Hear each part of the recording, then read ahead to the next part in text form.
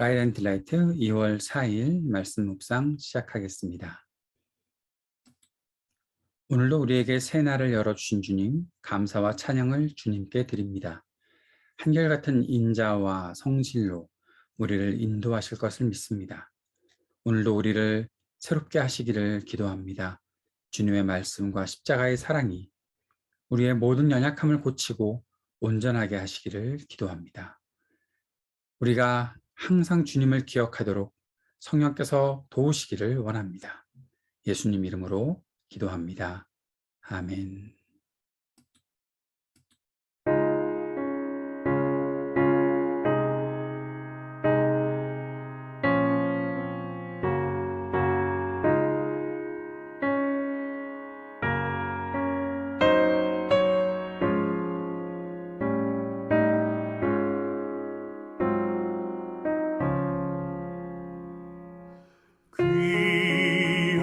귀하신 주여 날 붙드사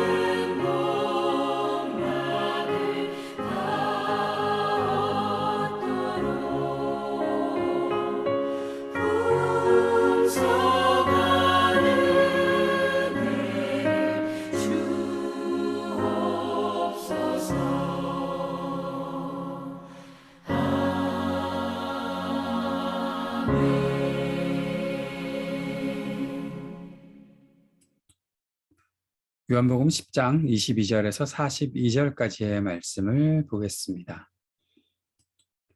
예루살렘의 수전절이 이르니 때는 겨울이라. 예수께서 성전 안 솔로몬 행각에 거니시니 유대인들이 애워싸고 이르되 당신이 언제까지나 우리 마음을 의욕하게 하려 하나이까? 그리스도이면 밝히 말씀하소서 하니 예수께서 대답하시되 내가 너희에게 말하였으되 믿지 아니하는도다. 내가 내 아버지의 이름으로 행하는 일들이 나를 증거하는 것이거늘 너희가 내 양이 아니므로 믿지 아니하는도다. 내 양은 내 음성을 들으며 나는 그들을 알며 그들은 나를 따르느니라. 내가 그들에게 영생을 주노니 영원히 멸망하지 아니할 것이요 또 그들을 내 손에서 빼앗을 자가 없느니라. 그들을 주신 내 아버지는 만물보다 크심에 아무도 아버지 손에서 빼앗을 수 없느니라. 나와 아버지는 하나이니라 하신대.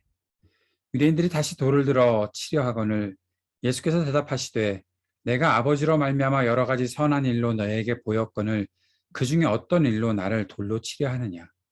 유대인들이 대답하되 선한 일로 말미암아 우리가 너를 돌로 치려는 것이 아니라 신성 모독으로 인함이니 내가 사람이 되어 자칭 하나님이라 함이로라. 예수께서 이르시되 너희 율법에 기록된 바 내가 너희를 신이라 하였노라 하지 아니하였느냐.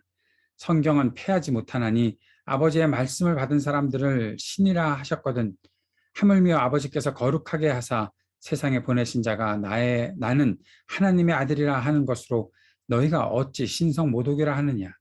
만일 내가 내 아버지의 일을 행하지 아니하거든 나를 믿지 말려니와 내가 행하거든 나를 믿지 아니할지라도 그 일은 믿으라.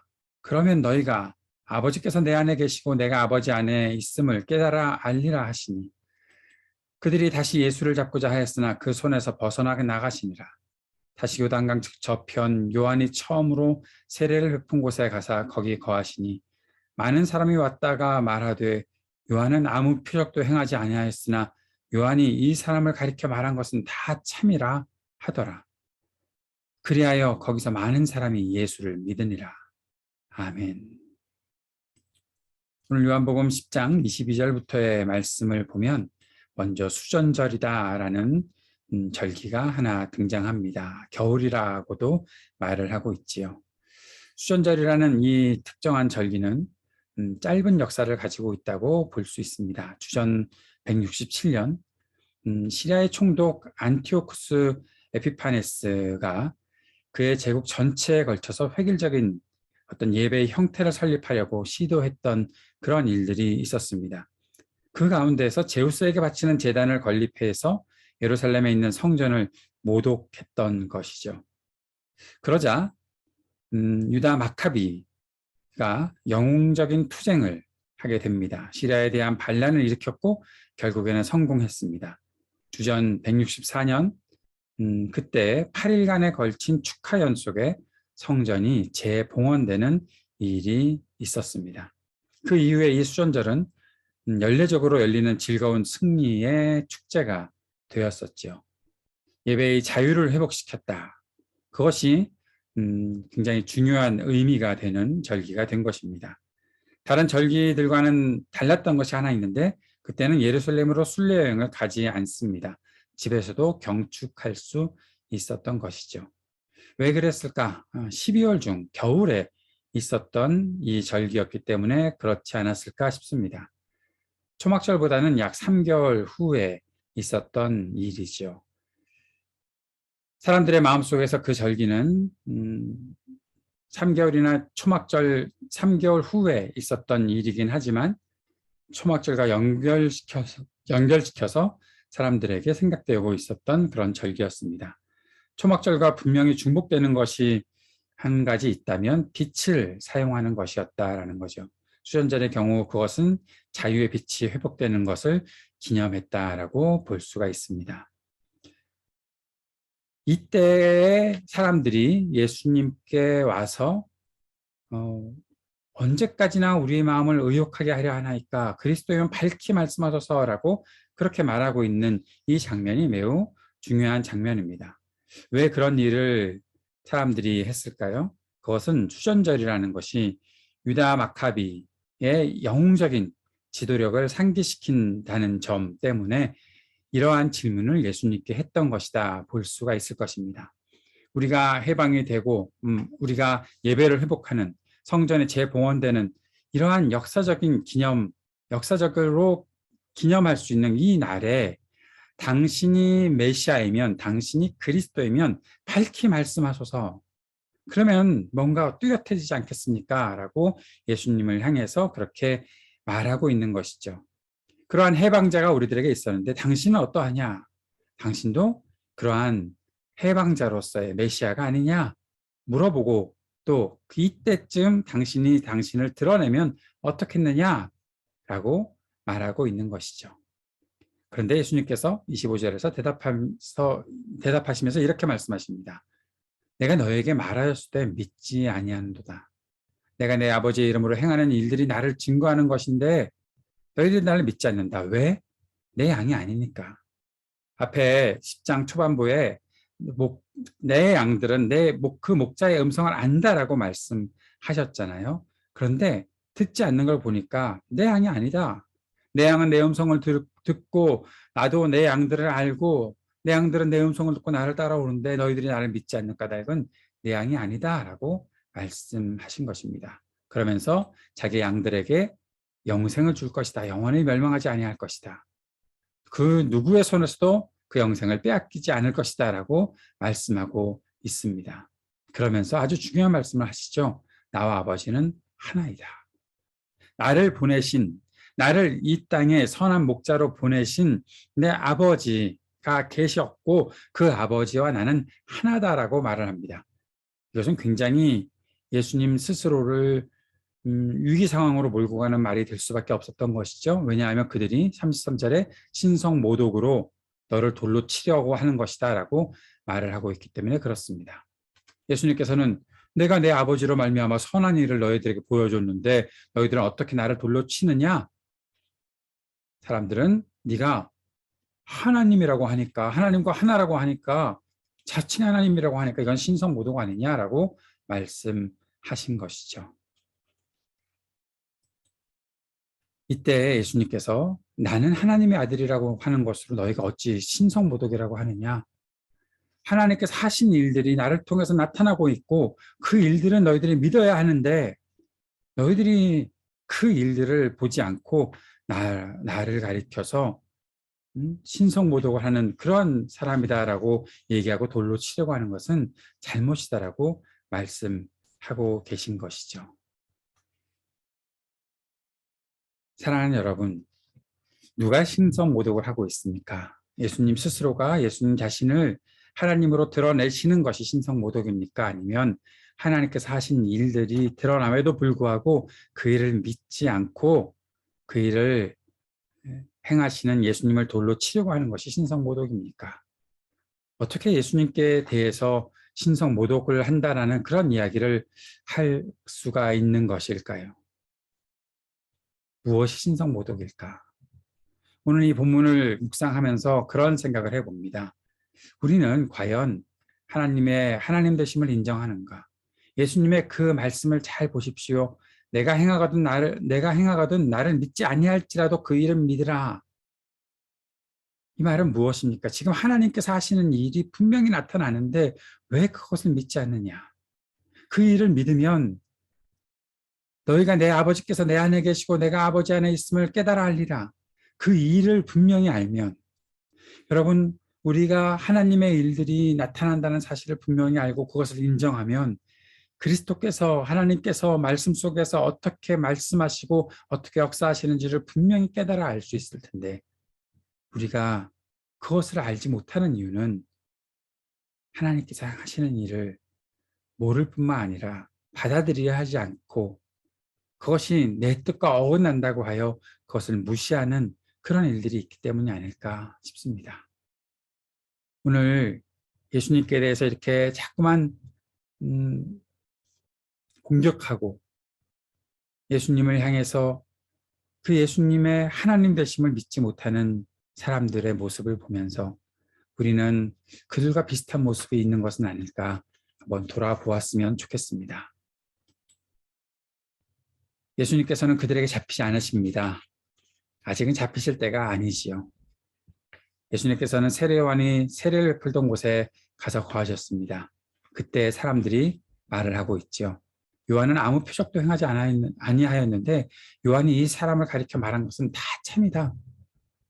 예수님께서 표적을 행하시고 예수님께서 하나님의 심을 온전히 드러내실 때 예수님의 그 인도하심을 따라가고 그 말씀을 듣는 양된 그리스도의 양된 사람들은 예수님을 믿고 따르게 되었던 것을 볼 수가 있습니다. 사랑하는 여러분, 그리스도께서 하신 일들을 우리 마음속에 둘 뿐만 아니라 그것을 믿고 따르며 그리스도께서 우리를 위해서 베풀어 주신 이 놀랍고 풍성한 일들을 오늘도 충만히 누릴 수 있게 되기를 바랍니다. 오늘도 이 마음을 품고 주님 앞에 기도하며 나아갑시다. 특별히 이 땅에 하나님의 공의와 평화가 가득히 임하기를 억눌려 탄식하는 사람들에게 그리스도의 희망이 그리스도의 복음이 나타나기를 위해 간절히 기도합시다. 몸이 약하고 마음이 약해서 아파하는 사람들을 주님께서 고쳐주시기를 위해 기도하기 원합니다. 또한 우리 하이브리드 교회의 모든 준비 과정들이 주님의 은혜 안에 이어지고 또 우리에게 주시는 지혜와 분별력으로 주님의 뜻을 온전히 세워나갈 수 있도록 도와주십시오. 간절히 구하는 이 시간 되었으면 좋겠습니다. 함께 기도하겠습니다.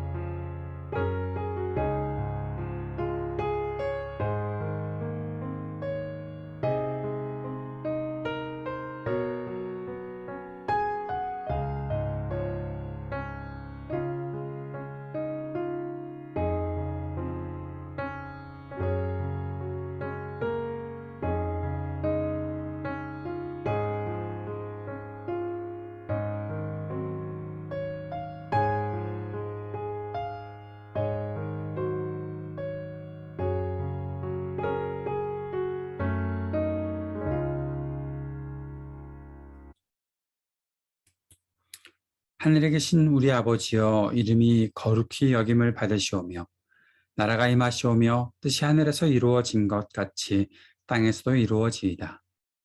오늘 우리에게 일용할 양식을 주시옵고 우리가 우리에게 죄 지은 자를 사하여 준 것 같이 우리의 죄를 사하여 주시옵고 우리를 시험에 들게 하지 마시옵고 다만 악에서 구하시옵소서. 나라와 권세와 영광이 아버지께 영원히 있사옵나이다. 아멘.